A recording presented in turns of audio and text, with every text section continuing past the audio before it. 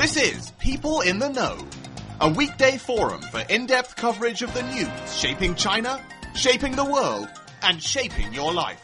Now, here is your host, Nigel Ballard. More than 1 million people die and between 20 and 50 million are injured in road crashes every year, according to figures published by the UN. In comparison, air travel is very safe. Figures from the Aircraft Crashes Record Office show around 1,000 people died in 2009. But fatal air crashes are always big news. For example, in China, the recent deaths of 43 people in the Henan Airlines flight from Harbin to Yichun, and the death of the Polish president and members of his government in April this year. Such disasters, with so many fatalities at one time, highlight concerns about aircraft safety. So what improvements are being made, and are there parts of the world where it's not safe to fly? In today's programme, we'll discuss airline safety. So let's get started.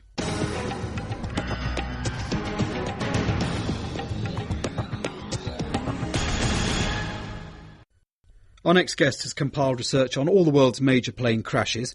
He studied the reasons for aircraft accidents, as well as the safest airlines and airports, and the best way to survive a plane crash. He's Dr. Todd Curtis from airsafe.com. Dr. Curtis, welcome to the programme. Thank you for having me. How would you rather travel, by road or by air? Well, it all depends on the situation. There are some cases, especially shorter trips, where I can drive there in a few hours, 2 or 3 hours, let's say, where road is just superior because it takes a couple of hours just to get to and from the airport in both cities. But for longer flights, even if I'm in a developing world country, for longer travel, I usually go by air. In terms of safety? Well, in terms of safety, it all depends on the situation. And I tell people, if you're flying in, let's say, a developing world country with a bad reputation for air travel, you have to ask yourself two things. One, is it really important that you make that trip? And two, if it is important enough to make the trip, are the alternatives less safe, more risky than flying? If the alternatives are worse than flying, then even if it's a poor reputation country, they would go flying. I want to talk about the Henan Airlines Embracer, which crashed in China last month. According to your research, it overran the runway after landing, and at the time of the crash, there was fog and there was limited visibility. To what extent are weather and conditions on landing responsible for most crashes? Well, that all depends on the crash, and in this case, it's an interesting situation because this is not a top-of-the-line airport with all the most modern, most sophisticated landings. That in itself isn't bad because landings and takeoffs are done at that airport and others like it around the world every day without any problem. So unless there's something that comes out in the investigation that points to weather being a clear factor, it may or may not have had anything to do with this accident. So what are the sophisticated equipment that some airports have that can help them with such situations? Well, at the top of the line are what they call the auto-land systems, where the pilot, in conjunction with the equipment on the airplane and equipment at the airport, could literally land the plane with almost no visibility. That is, they may not be able to see the runway until they're right over it within 50 meters or so, and not be able to see the ground or anything before then. And there are auto-land systems that take the airplane right down to the runway. That's at the largest international airports and on the largest jet transports, which have a combination of that equipment and that sort of expertise and training. And it goes down from there to the point where you could have a very sophisticated jet airliner landing on a runway where there's no control tower, no radar, no landing systems. So the level of technology goes all over the map from the top to the bottom.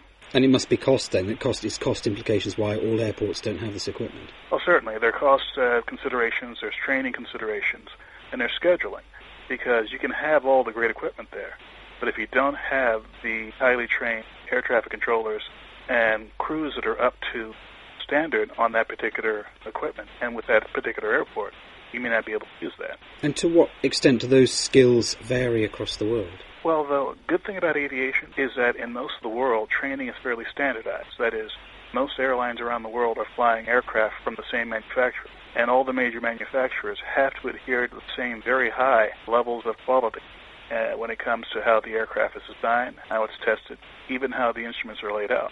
And training is fairly standardized around the world for the same kind of aircraft. That is, if you're flying an Embraer 190, or the kind of plane that crashed, it doesn't matter whether you're trained in Brazil, the United States, or China. You'll be trained at the same high level. So with all these safety mechanisms that are in place and all the training, what part then in air crash is down to human error? Again, this is something that depends largely on the particular crash we're talking about, because the human error could occur inside the cockpit for various reasons. Inattentive pilots executing an incorrect procedure, or executing a correct procedure but not the right way. It could happen in air traffic control, where someone gives the wrong order and there's a mid-air collision. And the human error could even go all the way back to the initial design of the aircraft, in that there may have been assumptions made that were incorrect assumptions that work their way into the very design of the aircraft and may exist in a fleet of 1,000 airplanes. And I've seen this happen before. Sometimes these errors aren't discovered until decades later, after there's a string of accidents or incidents around the world where later on people piece together, aha, here's where we were incorrect 30 years ago. Therefore, we should change several systems to make sure this problem doesn't happen again.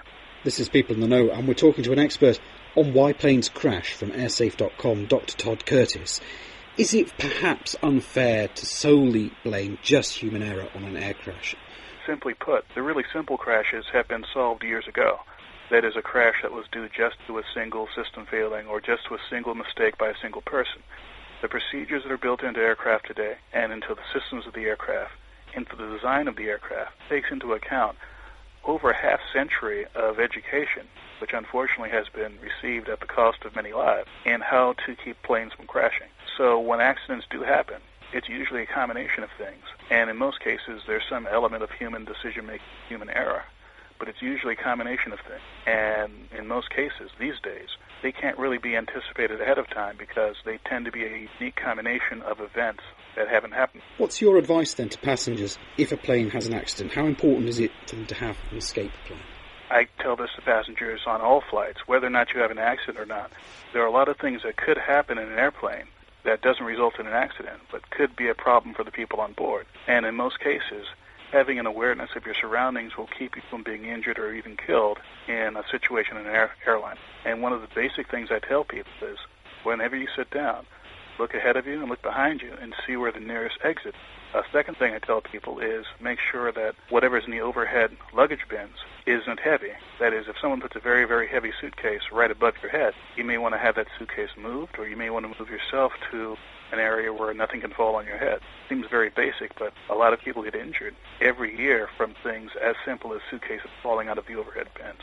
And finally, I tell people, if you drink alcohol, drink it in moderation, because alcohol makes your decision-making not as swift and not as sharp. So if there's an emergency situation and you've had 3 or 4 drinks, it could slow you down and keep you from getting out of the airplane. When we see disaster movies on the television, it's assumed that there's mass panic during an emergency on an aeroplane. Do you think that's the case? There are some cases where people do panic, certainly. But in most cases, what happens so quickly and sometimes without warning that panic really isn't an option for people. Take, for example, the recent crash in China.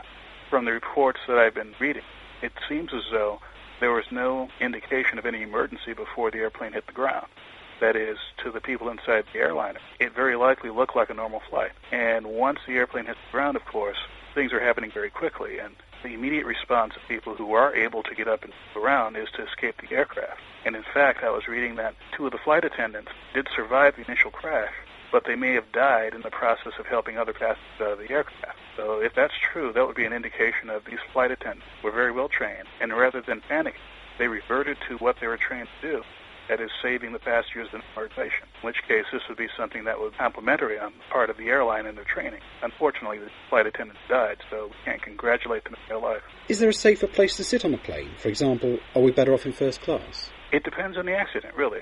To make a long story short, most accidents where someone dies, you have one of 2 situations happening. Either most of the people or all of the people on the airplane die, or just a small minority of the people on the airplane die, less than 10%. And in the cases where just a few people are killed, sometimes it's one of these random things where maybe they got killed during the evacuation, maybe they got killed because something hit them in the head. Things wouldn't really matter where they were sitting. It was just one of those circumstances. And of course, if there are no survivors at all, it really doesn't matter. And unfortunately, it's very hard to have a scientific answer to this, because in those cases where, let's say, about half the people are killed and half aren't killed, very rarely do people have an accurate map of where people were sitting at the time of the crash. Because, of course, once people get on airplanes, they may move around, and just because you're assigned that seat on your ticket doesn't mean you sat there at the time the airplane crashed. So it's a question people ask all the time, but it's impossible to answer. And finally, how strict are the regulations and inspection systems across the world, and specifically perhaps in Asia?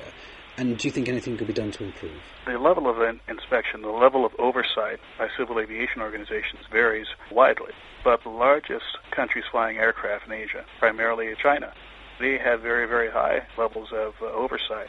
Part because 15 or 20 years ago there was a rather unfortunate series of very large accidents involving jet airliners. And concerted effort on the part of the government and the airlines, things have changed. In fact, this event with the Embraer in 2010, there hadn't been a large jet airliner killing passengers in China since 2004, which is sort of the same gap in time that happened in the United States, about 5 years between the last couple of fatal airline accidents. So in China's case, they've done very well. Other countries, they don't have the infrastructure, they don't have the incentive, and they haven't put as much effort into improving safety. So the rate of accidents is still higher. But overall, in most of Asia, the rates are rather good, and the quality of airline travel and airline oversight is very good. That's where we're going to have to draw it to a close. This is People in the Know, and we've been speaking with Dr. Todd Curtis, who has studied the reasons why planes crash, and is the founder of airsafe.com. Dr. Curtis, thank you very much for your time. Well, thank you again for having me.